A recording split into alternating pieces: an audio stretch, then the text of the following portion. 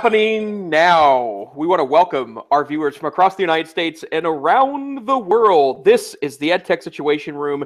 Good morning, good day, good evening. My name is Jason Neiffer, and I am the Assistant Director and Curriculum Director of the Montana Digital Academy, the state virtual school located on the fabulous University of Montana campus in Missoula, Montana. I'm also the NCC Tech Savvy Administrator in Residence, where I get to help school districts implement online, blended, distance, and digital learning. And joining me as always, from Oklahoma, Dr. Wes Fryer. Good evening, Wes. Good evening, Jason. I am glad to be joining you and quite appreciative for your sound advice, being 4 hours into my new ownership of the $146 Moto E4 Plus phone. So I feel quite giddy. It's a little bit like Santa has visited the house early. Nice. And so to carry a previous conversation, you picked up a burner phone for what purpose? Well, the rumor is I will be heading to Cairo next week, and we have talked on the show at length about how we really don't want all of our information to fall into someone else's hands, even if we are not having anything to hide, quote unquote. It's really in our best interest to preserve our privacy, and that can include all the contacts that we have, as well as credentials for different accounts and other information. And so there's a number of articles that we have in the show notes that we've looked at that say to do this. And so this was one of the phones actually recommended by one of the writers of the New York Times, and then you had recommended this one. And so it you can purchase a slightly smaller screen for just $100, and the idea is you wipe the device before you go through customs, and then go ahead and restore it after you're through. And the articles I'm reading say, you never want to lie to customs officials. You want to be honest, but it's to your advantage. And again, this is probably, who knows? Maybe it's over the top. Maybe it's not. I don't know what they have in Egypt, right? Some of the articles we've said, or read, talk about how these companies are developing systems which even in just a matter of seconds, you're going to be able to hook up an unlocked phone, and it's going to be able to take all of that data off. I don't know what the capability is today, but anyway, I am hopefully going to be ready for that. So I may have to get your advice and do a little practice on just the formatting. But I'm sure it's pretty much like the iPhone. Just click erase, put in your credentials, and it's back to a stock phone that has nothing on it. So right. I'll have to figure out how I'm gonna fly with stuff. I think I've got a SIM card, so I guess I'm gonna download some podcasts and some audiobooks perhaps to that. Anyway, I'm not sure how that's going to work. Right. Well, and one thing we should add to this is that both Wes and I travel internationally a bit. And one of the things that's really been a big change for me is the fact that you can now take your phone and many carriers in the United States, and both Wes and I are T-Mobile customers. T-Mobile offers this really great thing, and I have to pay a little extra month to get this to be even cleaner. But T-Mobile allows you to take your American phone with its T-Mobile SIM card and essentially use it in other countries fee-free. And so this past summer, my wife and I spent a week in Sweden, and I'm on T-Mobile. The rest of my family right now is on Verizon, which is kind of a long story. But I was able to take my phone and literally start it up in Stockholm, Sweden, and it worked just fine. Like, I got 4G access. I was getting text messages. I was able to call United States numbers from the phone, and it was really impressive. But even if you don't have that service as part of your cell plan, the other thing Wes is going to do when he travels to Egypt will be to buy a local SIM card, which is something I also have experience with this past Christmas. My wife and I brought a couple of burner phones with us. One of them was an Amazon phone, like Wes picked up. It's also a really, really cheap phone that was a $50 phone that my wife used for the week. And we were able to buy local SIM cards, $10 in London, $10 in Paris. Each had 10 gigs of data on it. We were also able to text back and forth to one another, and we had essentially a local number. So the times have changed quite a bit when it comes to bringing this over. And so it's pretty amazing stuff.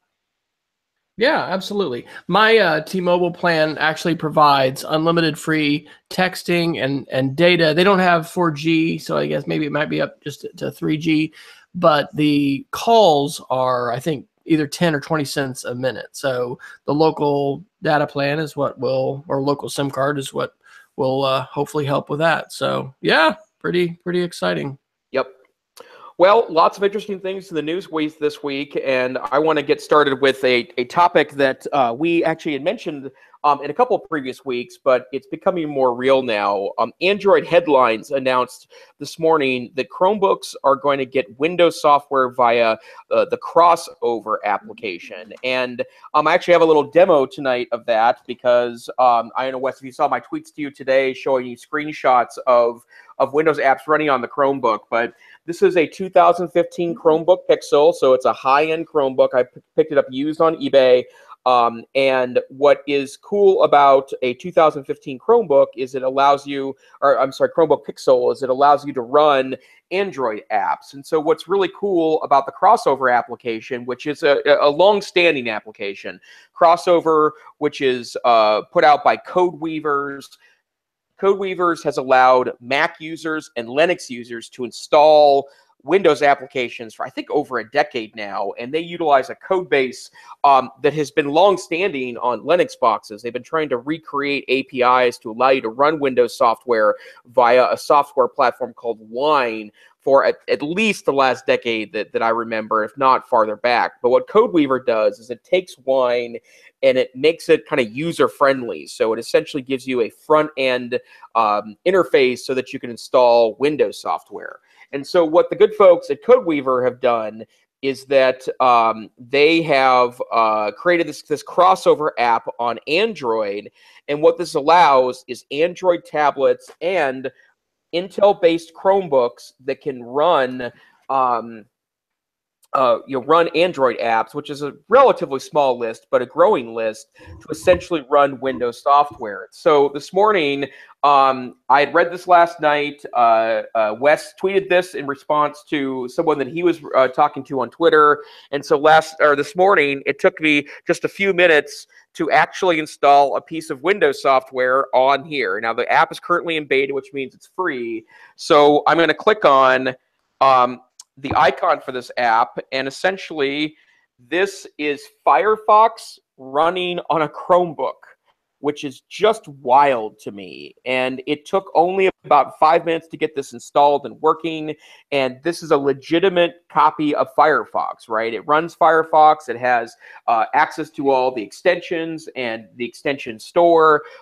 When the new Firefox comes out in, I think it's next week or the week after, the super fast one they've been teasing, I'm sure that will run on the Chromebook as well. It is a beautiful application. And so for those that either prefer Firefox or, like me, like to go back and forth between the browsers because some stuff works better on Firefox, some stuff works better on Chrome, that's really awesome. But here's the real kicker for me. It took me a little longer to install Microsoft Office because I tried the Office 365 home download version, and it almost immediately crapped out because it was trying to kind of download a copy of Office to then install, which is how they do the home installer now. But I have access to a corporate version through work that's actually on in ISO, so I took that, threw it on a stick drive, copied it to my Chromebook, and then, and again, this is not the best way to demonstrate this, but here's Word loading up on a Chromebook, and you'll see that it's got the actual Word interface there, and that is legit Microsoft Word. And I can go in there and load up a blank document, and there is the full Microsoft Word interface on a Chromebook. And it's really slick. And now, there's lots of caveats here. I can't load up any documents from my Google Drive onto my Word, so that doesn't work. PowerPoint crashes, Excel crashes. I tried to print off of Firefox, it was broken. But considering they just released the beta, and right now they're looking at I think it's a late spring 2018, maybe a summer 2018 release of this software commercially, I'd say we're in pretty good shape considering this is just the first day of an open beta. So really, really interesting stuff. So that's the news piece here. So first and foremost, Wes, any interest in a Chromebook more because you can suddenly install Microsoft apps? It's on the horizon. I think that this is different than the container article we talked about last week, right? This is wine, and this is Right. different. Yep. It Yeah. is So different. It's different and the same all at once. So yeah. I am, in an early adapter, kind of sense. And so, well, it's a little bit like, seeing how far Android has come and, what its capabilities are. I mean, there have definitely been folks that have been fans of terminal-based thin client computing. I visited just a few weeks ago with a tech consultant that works with schools out in Western Oklahoma, and there are schools that he set that kind of thing up, where they've got a fast server and then thin clients in the lab and being able to access things that way. And so you're going to need to back up for me just a little bit. So you had an ISO of Word, and then was that being hosted on a server at work? And so that's sort of like being the server for this, or I'm not following exactly how this is working. So it's legitimately installed like on my local Chromebook. And what Crossover does is that it wraps Windows software or Windows APIs, what you need to be able to Enough, not the whole full Windows, but just enough to run that app. Exactly. And in fact, I had a similar discussion today with Mike in our offices, who's my partner in crime and a lot of tech things as part of my day job. And he was comparing it to Parallels on the Mac, which allows you to open up applications, but that installs the full version of Windows. A full version. Yeah, this is a little bit different. Yeah, and so for example of this, in the process of installing Word, it downloaded several apps, or apps is not the word we would use in the old school, several programs for installing, that installed some drivers, installed a couple of fonts for me to use so that it had the fonts in the background. There were licensed fonts that I needed to agree to some licensing terms before installing. And it is the full version, locally hosted version of Word. And the same with Firefox as well, that it's just the app I downloaded, and then Firefox, Firefox works natively then in the interface because it's going through this thing that's wrapping around that. And the same works on Mac Crossover, the same works on Linux Crossover. And in fact, the Crossover platform, which I used to use when I was a primary Mac user, is also useful for installing games as well. So that was one of the ways that software was useful, and it's a commercial implementation of the Wine system on Linux. So pretty interesting stuff. It's really interesting, and we think about right now with Adobe. I just sat in on part of a webinar this week about their cloud licensing structure, and I actually was thankful that they do device licensing for schools. I'd kind of been under the impression it all has to be per user. And we've got, classes, and we've licensed Adobe stuff before, to run it on X number of computers.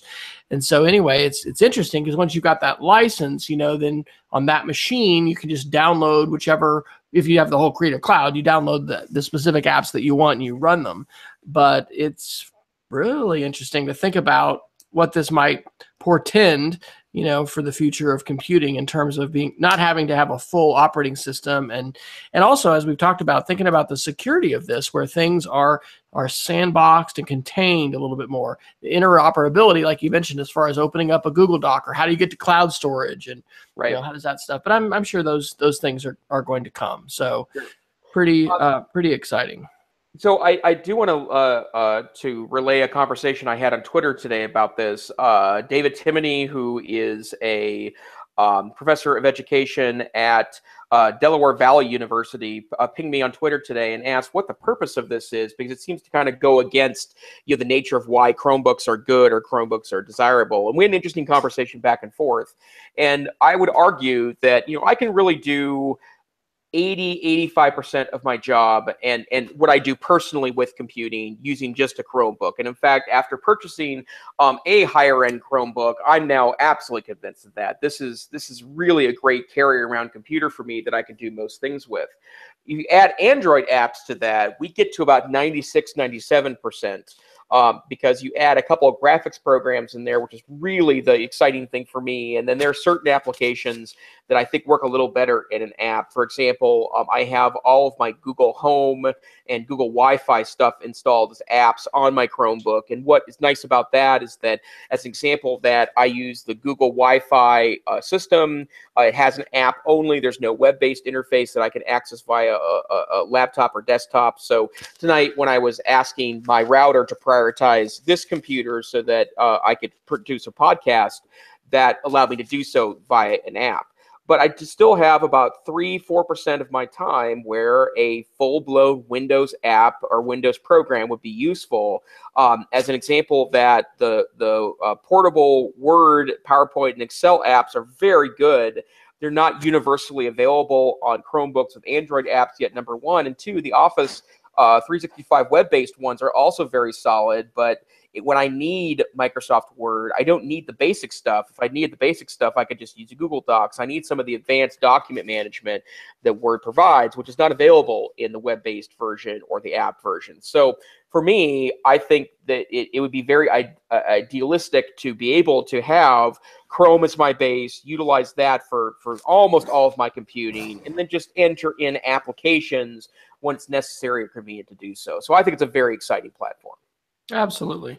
And from a security standpoint, which you can be sure we'll talk about a few security articles tonight as we normally do, there's just no comparison to a very thin, light, Chrome environment that you can install and boot in 8 seconds and be able to blow away, to its original conditions so quickly. It would change a little bit if you are downloading, different ISOs and files and things like that. And I think you mentioned last week on the show how interesting it was that there was the larger hard drive size on the newest Google laptop.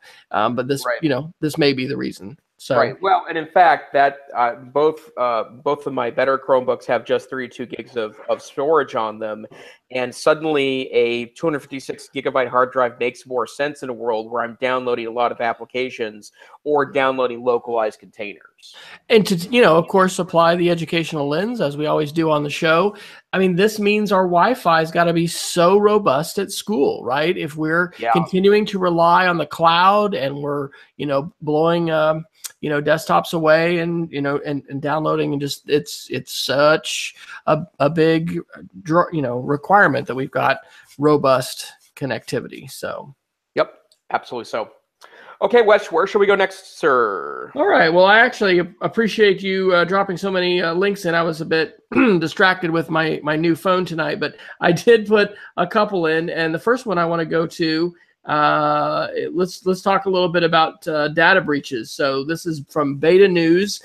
Today, more than 7 billion records exposed in 2017 data breaches. And we do need to. I was talking to somebody today. Actually, it was Tommy Snyder, our tech support guy and debate coach. And there's a whole industry now that is founded on this Chicken Little story. The sky is falling. Security is horrible. Take cover. And we do risk people having fatigue with respect to hacks and privacy and security and things like that. But there's some pretty astounding statistics in here in terms of growth. And I sure hope that we're not going to see these as trend lines. It says that the number of breaches to have exposed 1 million or more records was 69 for the year. And I guess, where was the main? Yeah, here's the 305%. The study by Risk-Based Security reveals that 78.5% of all records exposed came from just 5 breaches. Compared to the same period in 2016, the number of reported breaches is up 18%, but the number of exposed records is up 305%. So again, this is the broken record, but 2-step verification, password management, different passwords on every website, and long passwords. I had an opportunity today to help one of our administrators get set up with LastPass, and it's a different. This really, wearing my tech director hat, I think this is the #1 most important thing we can help individual educators change in terms of their behavior right now is to stop using the same password on every website, to have a password manager, and to be able to use a different long string password that they copy and paste. As a note of personal, my wife, we've been using a password manager, and she's gotten set up but wasn't quite logged in, and everything. And we got that set tonight on her laptop. She's able to log in. Actually, what happened is her classroom podcast has been on Opinion, and they stopped hosting it. We had to move everything over to another platform called Podient. And anyway, she needed to log in and publish her podcast. And how do we get that password and all that stuff? So we got her logged in on the laptop, got her logged in on her phone. She's got her fingerprint ID going. So anyway, there were some pretty sizable statistics here. And I think that we all need to be careful about the fatigue that can come from hearing about, this data breach, that data breach. I mean, here we go to Black Friday. We're going to have all kinds of specials. We're going to have all kinds of credit cards being used. We're moving into the holiday season, and yes, we're just going to have more and more data breaches. But it was a pretty extensive article about that. So any responses to that, Jason, and any updates on the Montana hacking situation we talked about a few weeks ago? Have there been any local updates where we had, these threats that were violent and specific to a school and led to the school being closed down for a couple of days? But then I hadn't heard anything else after that. There hasn't been any updates to that, but I do think that it has heightened the conversation about security in schools. And one of the things that I always feel like, and Wes, if I'm just being paranoid, feel free to call me out on this. Maybe it's my week for the tinfoil hat, right? But it feels like that there is some looming crisis here that's just waiting to drop, right? And it's not like, I want to be clear that I don't think that everyone is screwing up here, or that everyone is not doing the right thing here. But what I do think is happening that is pretty critical is that we're not spending enough time having both meaningful conversations and developing good technological tools to deal with some of this stuff, right? I still get kind of a raised eyebrow when I talk about things like two-factor authentication, which we've talked about in the past year on the podcast, which forces you to have something like your phone available to you so that you can identify yourself by both a password and a physical device that you're carrying around with you. But the bottom line is those types of security protocols really do lock accounts down. And ignoring for a moment the sensitive data that might be in a teacher account, if you're an administrator and you're not using two-factor authentication and you have administrative access to systems, that's a real problem. And so I think that's something we need to be more conscious of. And, the big change based on the thing that happened in Montana, and that same group has hacked a number of other districts across the United States, including a few in the Midwest, is that it's finally found a way to kind of weaponize data that was theoretically scary to release, but is more scary when you start to use that to start to hassle students and parents. So, listeners to our podcast, know that Wes and I do tend to kind of rant on a little bit about this. But I am concerned that at some point something really bad is going to happen in regards to data, and who knows, right? Like I would hate to see a backlash based on the fact that we're not prepared enough for this. And I would call this the importance of just knowing your tech, and Wes calls this very correctly digital citizenship, right? This is what it's like to be a productive citizen here in 2017. And again, a lot of this stuff was taught frequently, I think, in schools a decade ago, and it feels like we've lost this a little bit because of the ubiquity of tech. So, hopefully we can figure out a way to find a middle ground to bring some of that critical instruction back to classrooms. Amen. Where to next? Okay, let's this one. But two stories that are kind of the same. Let's start with maybe the more immediate one. There have been some ongoing hearings in Washington, D.C.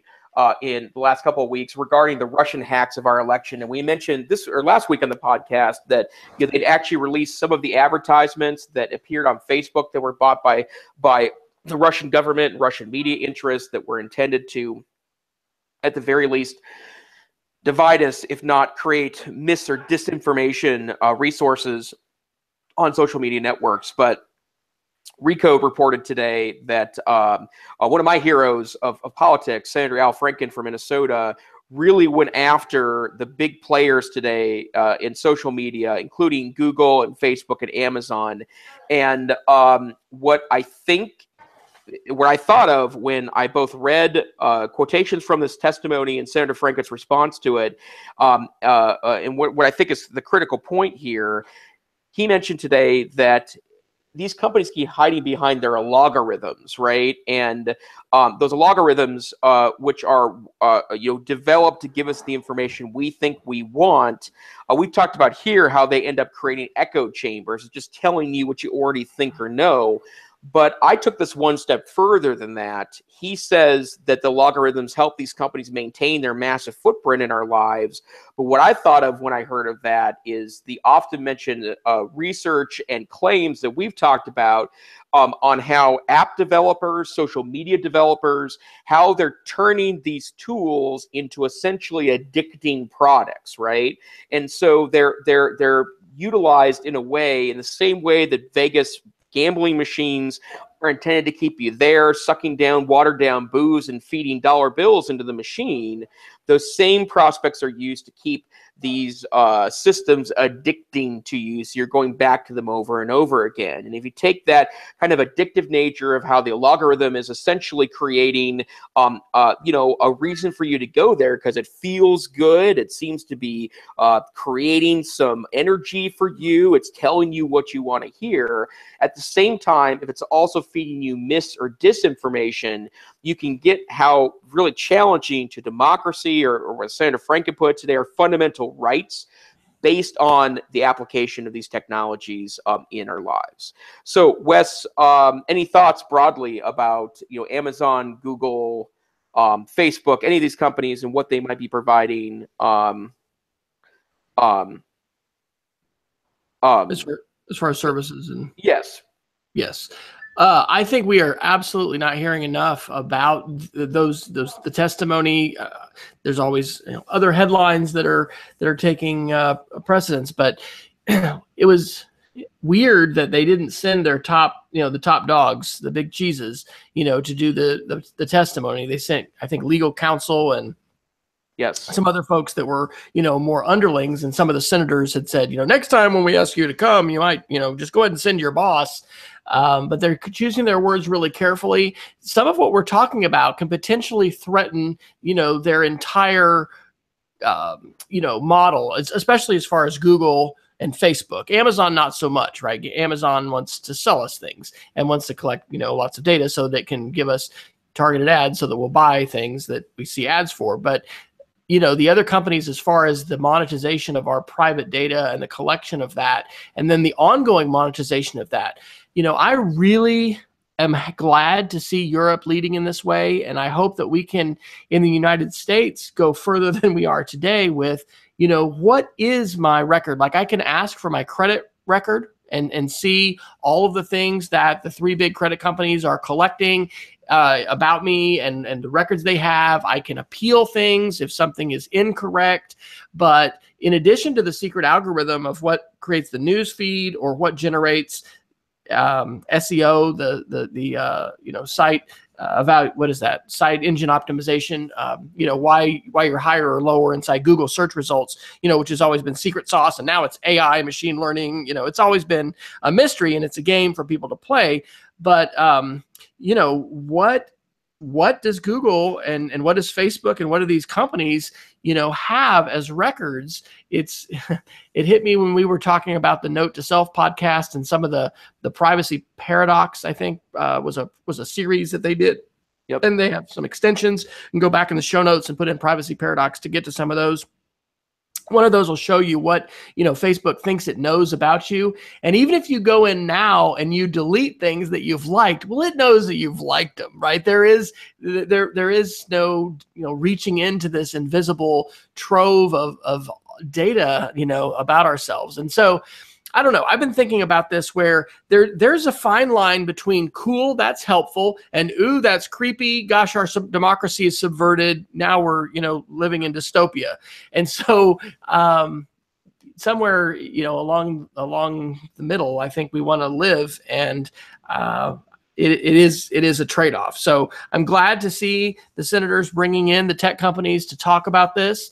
I'm really hopeful that we're not just going to, shrug our shoulders and say, okay, well, do better regulating yourselves, guys, and, move on. I don't think we're going to. I think that things have happened that are serious enough that have gotten enough people's attention that we're going to see, some kind of response. But, what that is and whether that's going to subvert the internet or it's going to, subvert the economic model of these companies like Facebook and Google, it just, I guess it really drives home the challenge of the pace of change, and whether it's in school where we say we can't keep up with the kids, we can't keep up with the devices, we're always chasing, same thing, politically as far as changes and what's happened. So it's a continuing important target to look for. And I think something to think about as far as citizenship with advocacy, again, to talk about privacy and digital citizenship. We know that we've always talked about citizenship as being an important part of why kids go to school and what we want to help them learn to be as responsible citizens. And so having knowledge about these topics and at least grappling with them, right? Because we ought to be having discussions in school about these issues so that students are aware and parents are aware, and those who want to make the choice to become politically active about them can. That's obviously a fine line to walk, but I think it's part of citizenship. Yep, absolutely so. Okay, where next, sir? All right, let's talk a little bit about some bio stuff. We've talked before on the show about, biotech and genomics. There's a great book called Industries of the Future that I listened to on Audible years ago, maybe like a year ago. And so this is an article from Engadget on, I guess today on November 8th. EPA approves good guy mosquitoes to battle Zika. They can also prevent the spread of, I don't know how to say that, dengue virus, yellow fever, and other diseases. So what we have, and this has happened in South America in some places, genetically modified mosquitoes, and only the males are going to be released. And when they breed with the females, the eggs they lay cannot be sustained. And so you're basically releasing these male mosquitoes that are going to then wipe out and decimate a population. Okay, this movie has been played before, and you've seen multiple versions of it in terms of the unintended consequences and what happens, in the natural environment when we release stuff. And so, this is a big deal, and it's interestingly not being released in all southern states where they had tested it. It's kind of like Midwestern states. So it's in 20 U.S. states and D.C. They're the places most similar in temperature and precipitation to Kentucky, New York, and California, where they had tests. So Georgia and other southern states are not going to be able to do this. But I think this is pretty fascinating. And as an educational, connection here, we need to be pointing kids to genetics, to, biology, to chemistry. I know that that's a really small funnel. I don't know how much we realize the huge role that genetics, genomics, and the ability to manipulate these kind of things is going to be playing in our lives, and is already playing in many of our lives. And so I think this is an article to watch, and it's a milestone, right, for this kind of thing to be approved by the EPA, and these mosquitoes to be released into the wild. So, Jason, how was the mosquito season in Montana? Did they all burn, and is it just not a problem because the smoke kept them all out this year? So in western Montana, yeah, we didn't have nearly as bad as mosquitoes. There are places in Montana, though, and there are certainly places where there is areas of stagnant water where we do have serious mosquito problems. And I take one of the messages you said, Wes, very much to heart. That it is exciting that we're doing such interesting things regarding this kind of advanced biological look at the world. And since we've taken on more molecular and DNA-based biology as a study, obviously there's really interesting things happening there. I was reading the other day about advanced Parkinson cures that are starting to make their way to clinical trials that I think are super interesting. But yeah, there's always a risk there, and not to get too scientific, and I think both Wes and I's brains tend to go there just a little bit. It certainly introduces things, but or introduces risks into our environment. I'm always reminded of the genetic modified fruit that was in the markets 20, 25 years ago when they were attempting to create better fruit, and they ended up with coconuts that had shells that were impenetrable, and bananas that tasted differently but had extraordinary calorie loads along with them. So interesting stuff. But I do agree that we definitely need to. Part of this is exposing students to this information can help encourage more advanced studies in these areas. I think this is exactly the kind of stuff that I'd be ripping from the headlines if I were teaching biology in a modern classroom. And if nothing else, it's interesting to keep an eye on. Awesome. All right, where to next? Let's see here. There was let's talk about the Twitter thing. So I just experienced it for the first time tonight, but Twitter has officially rolled out 280 character tweets, and so that is now the norm, and it is definitely it looks like it's here to stay, and that Twitter seems uninterested in people's criticism of this. And I have to start with the fact that I do find Twitter a bit challenging in discussing contentious topics, right? And one of the reasons why I do like the fact that educators connect with one another on Twitter. I love the notion of Twitter chats and tweet chatting as a informal professional development process. But I find that works a lot better when you're agreeing with someone than when you're disagreeing with someone, because the shorter your text, the more likely it is that you can't make the unnuanced argument, which makes disagreement seem impolite. And it's something that I've run into over and over and over again. And Montana has a very thriving Tuesday night chat called MT Ed Chat. It's a really great opportunity to meet like-minded folks that teach in and around Montana. But there have been a couple of times where I disagreed with someone and disagreed with what someone said, and I tried to say so, and it just got weird really quickly because it's hard to make a nuanced argument in a small chat. But at the same time, I don't think doubling Twitter's space to 280 characters necessarily helps that process. So let's start there. Wes, are you going to start sending out extremely verbose chats due to Twitter's extension of their tweet size? Well, I have enjoyed it a little bit. It hasn't been a bad thing. I've been able to add a few more hashtags.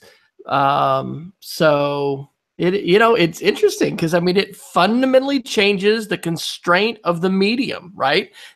Twitter has been defined by this since its inception. So my initial use of it has been fine, and I don't know that it's going to be a dramatic difference. I guess I may end up adding a few more hashtags, and I think I was a little bit in mourning because some of the fun of Twitter has been, and my wife likes that too. Contrary to Facebook, you've just got to be short. You can't be long-winded. But I think that it's another sign of the times, right? That things are not going to remain static, and where we might have said before, hey, teach kids how to more concisely communicate because they'll need to do that in Twitter if they get social media jobs. Well, that just changed. It didn't. It's still important to be able to do, but I think they're probably doing this out of a desire to increase the number of folks signing up for Twitter, right? That's the problem. One of the biggest problems with Twitter is that they accepted investment dollars. And so these, stockholders are wanting to see huge returns on that investment. And they look at the number of people enrolling and signing up, and Twitter, has hit a plateau. So they're not going to, destroy the platform in their, chase for dollars. So I don't, do you know if they're profitable yet? Have they been able to turn a profit? My memory suggests no. But part of it is that, I mean, part of it's that I don't really see where they might be getting that profit from. I mean, obviously I see promoted tweets as part of my feed. But to be quite honest, I didn't really see how Google would be initially profitable either, because I really didn't notice the tiny ads on the right of the screen. And so maybe that means that if they are heading towards profitability and I don't really notice it, or it's not overt, then that's probably the best way to be profitable. But it's certainly an interesting phenomenon that they're headed in that direction.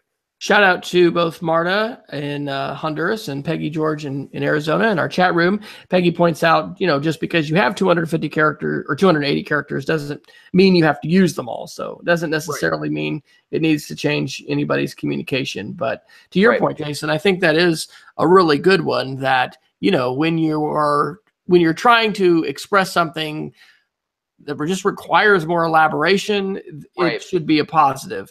Now, whether that's going to change that dynamic in Twitter chats and we're going to, be having robust, and contentious debates, we could sponsor a special EdTech SR Twitter chat on the Chromebook topic and just offer up, Gary Steger for folks to either skewer or, love on in terms of his article. I will be seeing him next week in Cairo. He's one of the speakers at this Edge Forum that I'm going to. So I'd actually told Jason it'll be fine if we postpone that a little bit more, we get our thoughts together. Right. But yeah, it'll be interesting to see the effect. I don't think it's going to cause lots more people to flock to the platform, frankly, but it might, allow us to be a little bit more developed in our ideas. And if it deepens the conversation and it allows for better communication, rah Twitter, then that sounds great. But I personally think that we could have been just fine, sticking with that prior limit. Well, and I've seen a lot of innuendo regarding the president of the United States and his proclivity to use Twitter to send things directly to the public.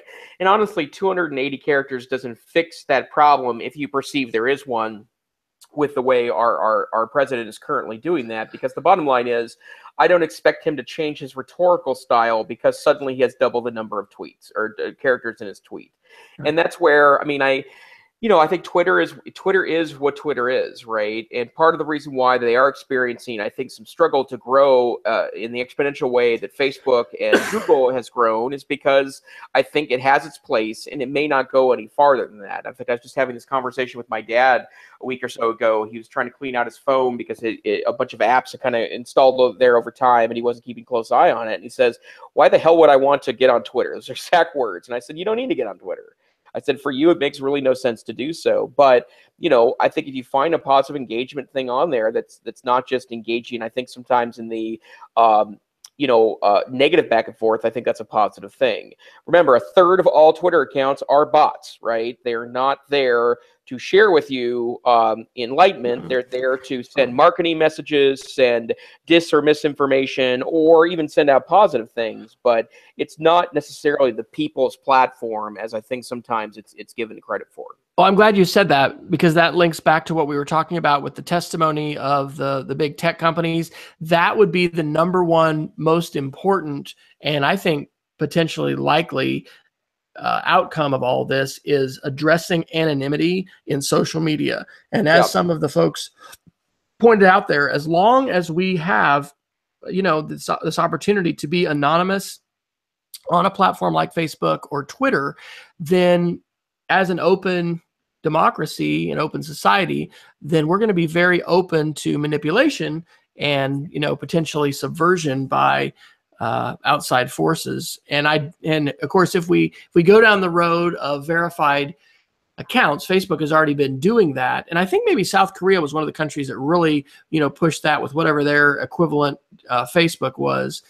Then that raises the specter of surveillance, and, everyone has a number, and in order to communicate or trade, you must show your barcode in order to, be able to do that. And so I don't know. I think that's a very tough thing. But again, it's like a core principle. It's like, do you want to allow folks to be anonymous. We've talked about, even local newspapers and how ugly things can get there. And some people don't care whether they, are identifying themselves or not, but definitely see that as a big issue. And again, what a great topic to talk about with students. Should we allow for, anonymous commenting at school in a chat that you're having with your class, on YouTube, in politics? I just think there's some phenomenal, if nothing else, you can get some great writing prompts out of some of these issues that we're talking about here on the show. And by the way, shout out, if anybody, uses any of these things with your kids, have them do some writings, have a debate, let us know, reach out to us on Twitter and let us know, because that would be good to hear what you end up doing. Yep, absolutely so. I'd like to really quickly talk about an article from Wired, if I could. The article, if you look at the webpage, the title says, "Net States Rule the World. We need to recognize their power."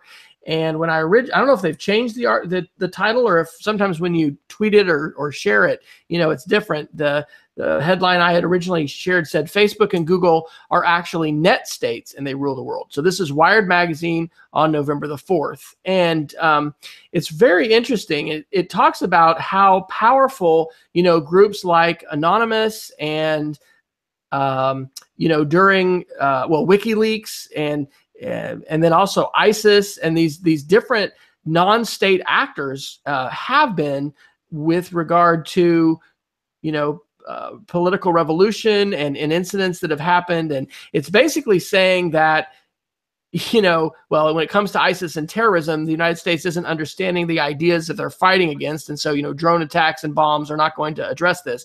But it's saying that, governments ought to look at even partnering with net states. And as a political scientist, I know Jason loves debate and politics, just the whole idea of sovereignty, and where power is located and who exerts that, and the role of these net states, which, you can look at our big Silicon Valley tech companies as net states. You can look at these ad hoc hacker groups like Anonymous as a net state, and you can, even look at ISIS and WikiLeaks. So what do you think, Jason? Do you think that governments, what would your strategy be? We're going to promote you to, Secretary of State, thinking about, digital engagement with the world.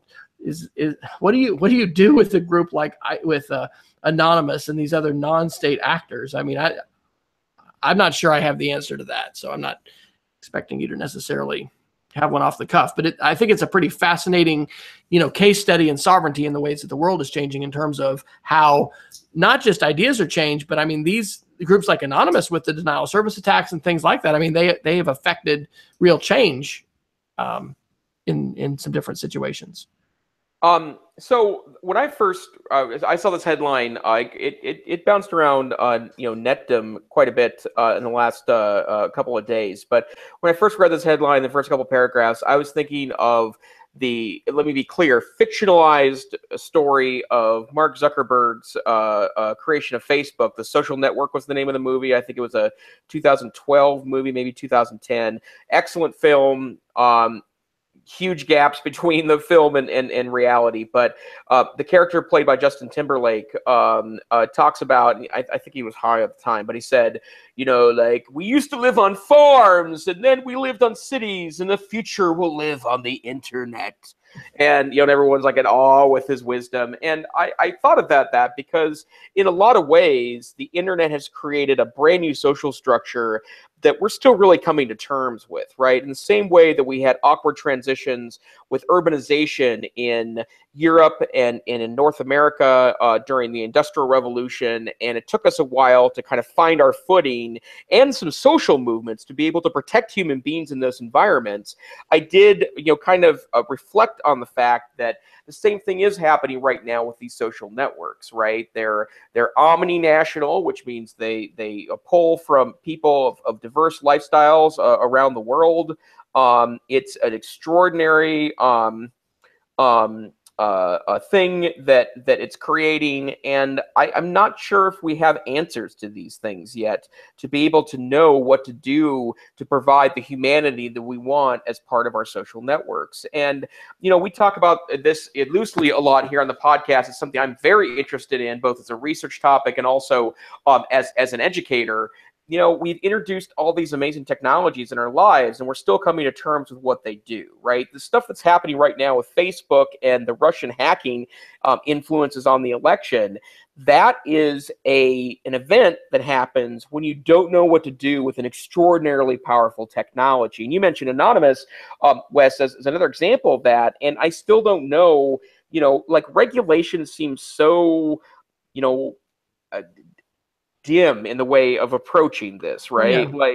And I think legislators have acknowledged that, right? I think it was Senator Barbara Boxer that said that you guys fix this or we'll step in to do so. And I think part of the reason why the first answer is you guys fix this is because I don't even know how you regulate this in a way that's going to get rid of the problems. Right? I don't think it's figure it out. Yeah, it's not regulation, and I think I am positive. I have no access to classified information for the record, but I have friends who have both worked for the government and for contractors who have studied and were studying things 15 and 20 years ago, like the role of storytelling for recruitment for groups like Al-Qaeda and other kinds of extremist groups. And so yes, the Russians had this very elaborate information subversion and whatever you call their efforts to get Hillary Clinton defeated and Donald Trump elected. I mean, we've been doing this kind of thing with our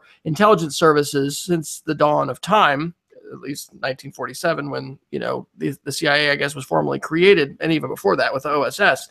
And so anyway, I agree. I don't think regulation and looking to Congress for this. I think it's going to be, in the intelligence community and in the executive branch, and the ways in which hopefully savvy leaders are able to look at situations and also look at prospective partners, because I don't think the authors of the article were necessarily saying that regulation was going to be the path forward, but it might be that strategies, when you're trying, if this is confusing and I'm not going to pretend to understand it, but if you just look at the coalition that has opposed ISIS, which I guess has pretty much taken away most of their territory now, right? Like they've lost, I think, pretty much their large cities that they were holding. Like we were allied with Iran and, groups that we weren't typically going to be with, in the name of defeating ISIS. We have had some common ground. And so anyway, it's very situational and I don't know that anybody's going to be controlling Anonymous. And I still haven't finished watching all of Mr. Robot, by the way. There's a shout out, which it is not safe for work. There's some very not appropriate, don't let your kids or grandkids or whatever be around if you're going to watch that show. But it is so fascinating thinking about, non-state actors and hacktivists and people who are going to be, wanting to stick it to the man, or whatever their motivation is. So Peggy mentioned that term net state was new to her. It is to me as well. I think the author of the article is actually proposing that as a new term, and it definitely reflects changing realities in the world and changing power structure and the new landscape that we do have of not just interactions for, hey, let's find stuff out for school, but political movements and governments. And it's going to be very interesting to talk to folks in Egypt, after however many years it's been since Arab Spring. Wasn't that like in 2011 or something like that? Maybe 2010. It's been quite a few years. And these tools are, we won't go in depth in Saudi Arabia and